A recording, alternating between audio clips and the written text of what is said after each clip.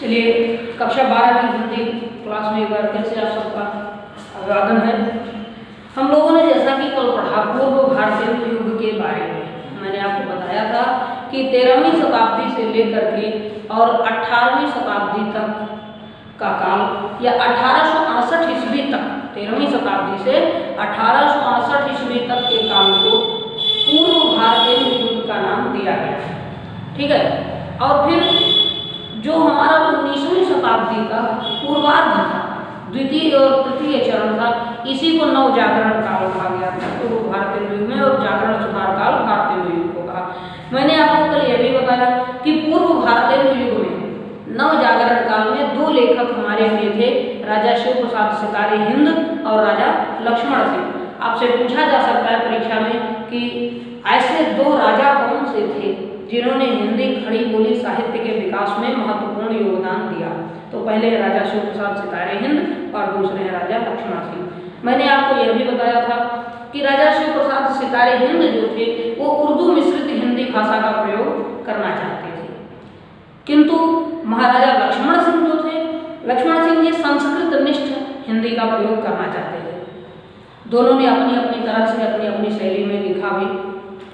फिर ये भी आपको हमने बताया था कि आर्य समाज, ब्रह्म समाज, थियोसॉफिकल सोसाइटी और रामकृष्ण मिशन, इन चार संस्थानों ने हिंदी खड़ी बोली गद्य के प्रचार प्रसार में महत्वपूर्ण भूमिका निभाई। स्वामी दयानंद सरस्वती ने तो अपने प्रसिद्ध ग्रंथ सत्यार्थ प्रकाश को खड़ी बोली हिंदी में ही लिख दिया था। तो ये तो थी पूर्व भारतेंदु युग की बात। फिर 1850 में भारतेंदु जी का जन्म हुआ। इसीलिए अधिकांश विद्वान 1850 से ही भारतेंदु का युग मानते हैं, किंतु रामचंद्र शुक्ल जी और डॉक्टर नगेंद्र ने 1868 से 1900 को माना है। डॉक्टर नगेंद्र के अनुसार 1868 ईस्वी से 1900 ईस्वी के मध्य का समय भारतेंदु युग के नाम से विख्यात हुआ है। तो आज हम लोग भारतेंदु युग को ही पढ़ेंगे। हेडिंग डाल दीजिएगा, भारतेंदु युग।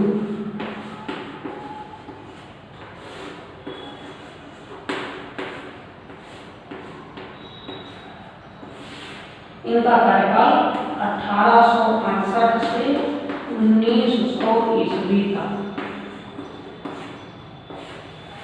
ध्यान दीजिएगा, भारतेंदु युग हेडिंग में आप लिखेंगे कि भारतेंदु युग का गद्य अत्यंत ही सजीव था।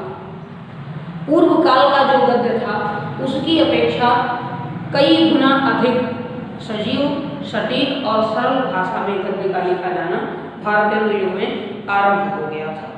देखिए, पूर्व काल के राजाओं ने, जो लेखकों ने, जैसे कि दो राजा हुए हैं, इन लोगों ने क्या किया, अपने अपने अकॉर्डिंग, अपने अपने अनुसार भाषा की रचना की, किंतु भारतेंदु जी ने दोनों को समावेश कर दिया। उन्होंने संस्कृत के सरल शब्द, छोटे छोटे शब्द संस्कृत भाषा के जो सरल थे, तत्सम थे, उनका प्रयोग किया। दूसरी ओर आमतौर पर साधारण रूप में क्रियाकलापों में, हमारे प्रतिदिन के क्रियाकलाप में प्रयोग किए जाने वाले विदेशी शब्दों का भी प्रयोग कर रहा। मुहावरों और लोकोक्तियों का प्रयोग करके भाषा को मधुर बना दिया। व्यवहारिक रूप में बना करके इन्होंने भाषा को लिखना शुरू किया। भारतेंदु हरिश्चंद्र ने भाषा को व्यवहारिक रूप भी प्रदान किया है।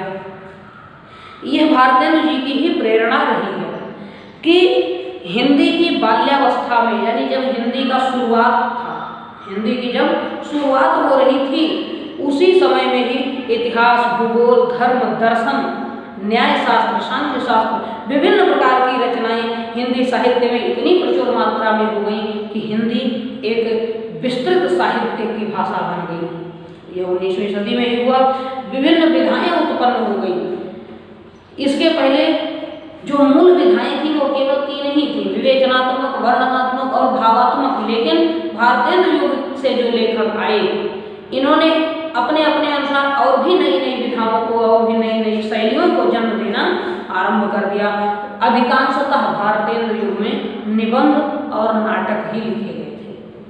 ठीक है। देखिए, भारतेंदु युग के 4 प्रमुख लेखक भारतेंदु हरिश्चंद्र जी हुए, बद्री नारायण चौधरी प्रेमधन थे, फिर पंडित प्रताप नारायण मिश्र और पंडित बालकृष्ण भट्ट जी थे। ध्यान दीजिएगा कि इस भारतेंद्र युग के लेखकों ने अपनी भाषा, अपनी जाति और अपने राष्ट्र के उत्थान पर अधिक बल दिया। आप जानते हैं, जैसा कि ये प्रथम स्वतंत्रता संग्राम के तुरंत बाद की बातें हैं, 1857 के ठीक 10 वर्ष बाद ही भारतेंद्र युग आरंभ होता है। तो उस काल में अपनी जाति, अपना देश, अपनी भाषा, अपना राष्ट्र, इन सब पर अधिक बल दिया गया। इसीलिए भारतेंद्र जी ने निज भाषा के नाम से एक काव्य भी लिखा था, जिसमें उन्होंने अपनी भाषा की बात की। जैसे कि एक दोहा पर साधारण रूप से जानते होंगे कि निज भाषा उन्नति है, सब उन्नति को मूल, बिन निज भाषा ज्ञान के मीठे नहीं है को सूल। दूसरे दोहे में भारतेंद्र जी ने कहा है कि अंग्रेजी पढ़ के यद्यपि सब गुण हो तो प्रवीण, पै निज भाषा ज्ञान के रहत हीन के हीन। अगर अपनी भाषा का ज्ञान नहीं तो व्यक्ति भले ही बहुत ज्यादा विद्वान होकर के आ जाए, वो हीन है, वो अज्ञानी है, वो बेकार है।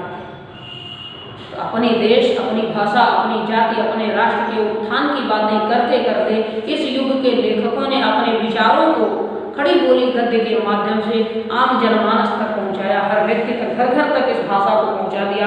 भारतेंद्र जी ने लोकोक्ति, मुहावरे और सर्वसाधारण भाषा का प्रयोग करते हुए इसको इतना व्यवहारिक बना दिया कि यह एक कम पढ़े लिखे व्यक्ति को भी आसानी से समझ में आना शुरू हो गई थी। अब ध्यान दीजिए, गद्य की अनेक विधाएं इसमें शुरू हुई थी। इस युग के प्रमुख लेखकों के नाम आप लोग लिख लेंगे, ठीक है। भारतेंद्र युग के प्रमुख लेखक हेडिंग डाल दीजिएगा और नाम इनके लिखते चलिए, ठीक है। देखिए, भारतेंद्र युग के जो आपके प्रमुख लेखक थे, इनमें सबसे पहले नाम आता है लाला श्रीनिवास दास। लाला श्रीनिवास दास हैं, बालकृष्ण भट्ट, प्रताप नारायण मिश्र, राधा कृष्ण दास हैं, कार्तिक प्रसाद खत्री हैं, राधा चरण गोस्वामी, बद्री नारायण चौधरी, प्रेमधन जी इसी काल में हुए। ध्यान दीजिए, भारतेंद्र हरिश्चंद्र का वास्तविक नाम हरिश्चंद्र था।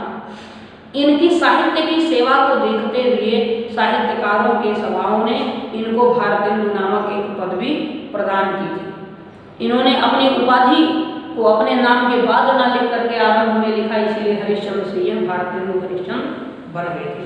फिर ध्यान दीजिए, इस युग में सबसे ज्यादा लिखे जाने वाली दो विधाएं थी, एक निबंध और दूसरा नाटक। लिख लीजिएगा, निबंध और नाटक भारतेंद्र युग की प्रमुख विधाएं थी। फिर इस युग का एक बहुत प्रसिद्ध उपन्यास सामने आया था, जो कि हर परीक्षा की दृष्टि से उपयोगी है। पंडित देवकी नंदन खत्री का लिखा हुआ चंद्रकांता संतति, लिख लीजिएगा, यह प्रसिद्ध उपन्यास है। देवकी नंदन खत्री, इनका लिखा हुआ उपन्यास है चंद्रकांता संतति।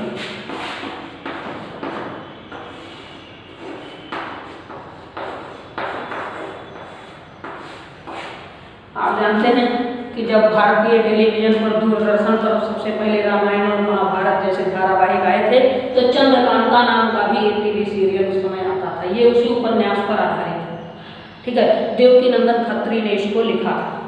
फिर इस काल की कुछ प्रमुख पत्रिकाएं हैं, जिनके बारे में कल आपको मैंने, जो आपके गद्य साहित्य का इतिहास है, आपकी विषय सूची सहित उसका एक PDF बना करके आपके विद्यालय का जो अपना चैनल है टेलीग्राम ऐप पर, उसमें मैंने वो PDF भेज दिया है। आपको मैंने ये निर्देश भी दे रखा है, साथ ही साथ मैं आज फिर से बता देता हूँ इस वीडियो के माध्यम से कि आप सभी लोग उस PDF को सेव कर लीजिए अपने फ़ोन में, क्योंकि किताबें बहुत लोगों के पास नहीं हैं। उसका उपयोग कीजिए और उस PDF में जितनी भी सारणियाँ बनी हुई, जितने भी चार्ट बने हुए हैं लेखकों, रचनाओं, विधाओं और पत्रिकाओं के, उनको आप यथावत उसी रूप में अपनी कॉपी में लिख लेंगे।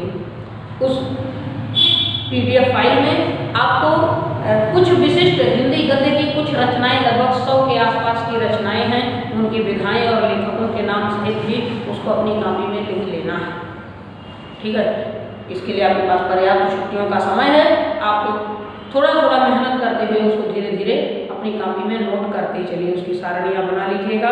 फिलहाल भारतेंद्र युग की 4 प्रमुख पत्रिकाएं हैं, जिनके बारे में मैं आपको बता रहा हूँ। सबसे पहले भारतेंद्र हरिश्चंद्र ने कवि वचन सुधा नामक पत्रिका का संपादन किया लिखिएगा, भारतेंदु जी की पत्रिका थी कवि वचन सुधा।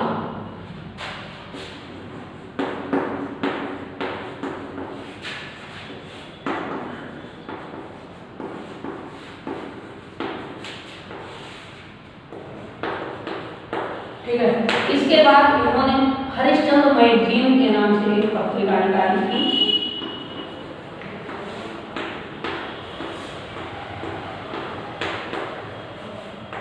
हरिश्चंद्र मैगजीन का ही बाद में नाम बदल दिया गया और हरिश्चंद्र चंद्रिका हो गई। हरिश्चंद्र चंद्रिका। ठीक है, इसके बाद जो दूसरे आपके प्रसिद्ध साहित्यकार थे वो हैं पंडित प्रताप नारायण मिश्र। प्रताप नारायण मिश्र की पत्रिका के बारे में आप लोगों ने बहुत बार पढ़ा है। इनकी पत्रिका का नाम था ब्राह्मण। इन्होंने ब्राह्मण नाम की पत्रिका का संपादन किया था। फिर बालकृष्ण भट्ट हुए जिन्होंने हिंदी प्रदीप लिखा है।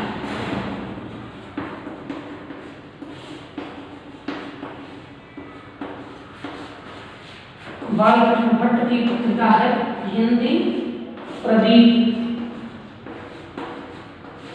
और बद्री नारायण चौधरी प्रेम घन, पूरा नाम ध्यान से सुनिए, बद्री नारायण चौधरी प्रेम घन की कविता पत्रिका जो भारतेंदु युग में संपादित हुई थी उसका नाम आनंद कादम्बिनी था।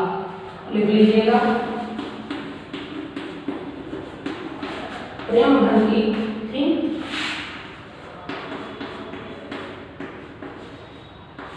आनंद कादम्बिनी।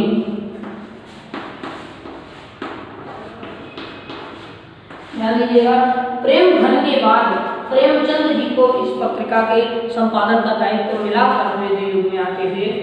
इस काल में ये प्रमुख पत्रिकाएं थी। समय सीमा यही है, हिंदी गद्य का सजीव रूप, तत्सम और देशज भाषाओं से युक्त भाषा का प्रयोग किया गया, मुहावरेदार लोकोक्ति परक शैलियों का प्रयोग किया गया, अपना देश, अपनी जाति और अपने राष्ट्र के उत्थान पर बल दिया गया, भाषा को सरल और व्यवहारिक बनाने का कार्य भारतेंदु जी ने किया था तथा भारतेंदु युग में मुख्य रूप से निबंध और नाटक ही लिखे गए हैं। फिर इसी काल में सरयू पार की यात्रा के नाम से भारतेंदु हरिश्चंद्र ने पहला यात्रा वृत्तांत भी लिखा था। बाकी का आप लिखते चलिएगा। और भारतेंदु युग के बारे में इतना पढ़ लेने के बाद हम लोग द्विवेदी युग का अध्ययन करेंगे जिसे महावीर प्रसाद द्विवेदी के नाम से जाना जाता है। तो अगली हेडिंग आपकी होगी द्विवेदी युग।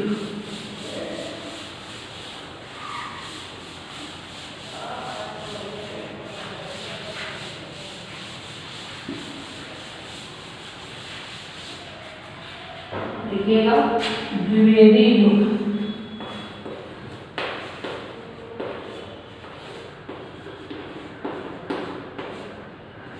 यह 1900 से 1922 ईस्वी तक माना जाता है। ध्यान रहे, द्विवेदी के संबोधन से युक्त दो साहित्यकार हमारे हिंदी साहित्य में हुए हैं। पहले आचार्य महावीर प्रसाद द्विवेदी और दूसरे आचार्य हजारी प्रसाद द्विवेदी हुए हैं। दोनों ही ज्योतिष के विद्वान थे, इसीलिए दोनों के नाम के साथ आचार्य लगता है।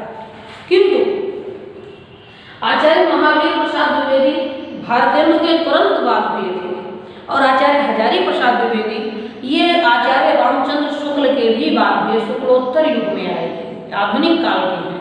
और ये जो हैं द्विवेदी जी ये पूर्व काल के थे। तो ये जान लीजिए आपको कि महावीर प्रसाद द्विवेदी के नाम से ही इस युग का नाम द्विवेदी युग पड़ा था।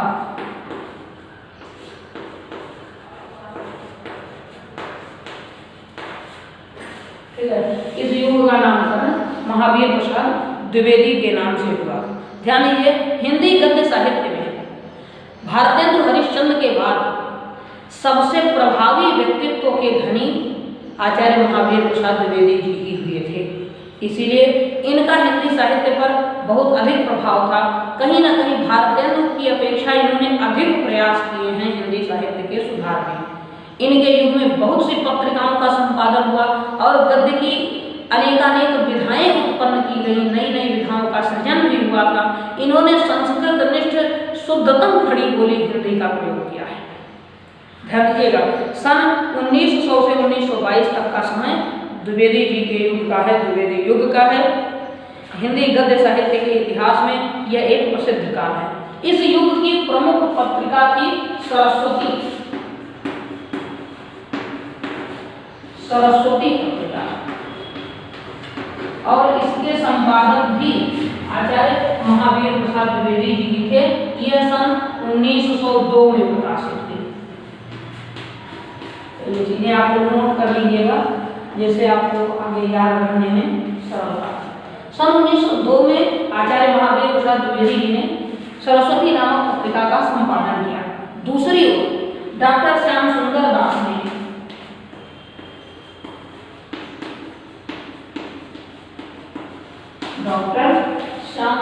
दास ने सन 1900 में वाराणसी में भी नागरिक प्रचारिणी सभा की स्थापना की।